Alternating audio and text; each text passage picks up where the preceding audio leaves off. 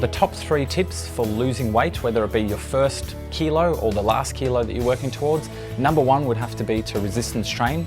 Makes the hugest difference with your metabolism and helps keep things firing, and what it really translates to is you burning extra energy while you're not exercising. Tip number 2 would have to be to weigh yourself regularly. If you're not measuring it, then you can't tell in which direction you're going. And if you look at statistics on people who've lost weight, one of the common aspects for people that keep weight off long term is that they weigh themselves at least once a week. And finally, the 3rd tip would definitely be that you have to just be conscious of your nutrition. Ideally, at some point, you'd write down whether it be a 1-day food diary, ideally a 7-day food diary. And apart from the fact that you then can have a look at what you're eating, makes it a conscious decision that you're probably going to think about it a little bit more before you put it in your mouth if you know that you have to write it down.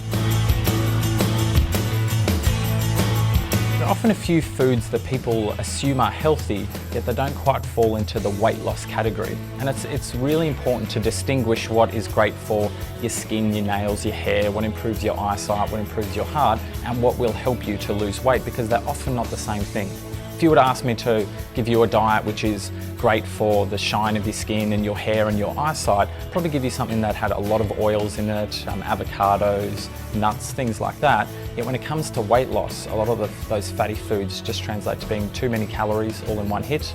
So it's important to decide whether right now your main goal is to lose weight or to have shiny hair, or a bit of a combination of both. And that will determine what you really should be eating. The number of calories that you need for your body is determined almost entirely by how much muscle you have combined with how much you move. And that's what your metabolism is. Most people assume your metabolism has got something to do with how quickly you digest food. Yet if we look person to person, digestion of food is pretty similar. It's between 19 and 21% efficiency, so there's not a huge amount of movement. Yet your metabolism is literally how much muscle you have. One of our biggest expenses that we have in our body, calorie-wise, is heating muscle. So the more muscle we have, the more energy it takes for us to heat the body, and that energy is the fuel that we put in.